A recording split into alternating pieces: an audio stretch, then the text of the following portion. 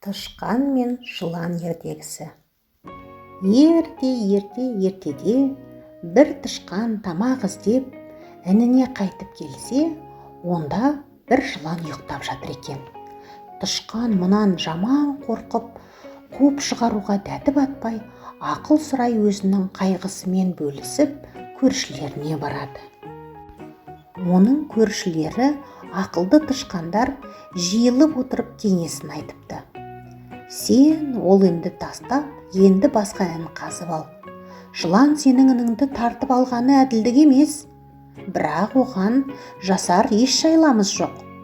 Оған тиісіп не қыласың? Мазасын ала берсең өзіңді жеп қояр. Оған ештеңе істей алмайсың. Тышқан бейшара қайғырса да үндемей қойыпты. Бірақ қалай кегін алуды ойластыра бастайды. Бір күні серуендеп келе жатса, інінің аузында жыланның күн шуақта жылынып жатқанын көріпті. Жанында бір адам ұйықтап жатыр екен. Мұндай мүмкіндікті жіберіп алмай, тышқан барып адамның мұрнын тістеп алып, жыланға қарай тұра қашыпты.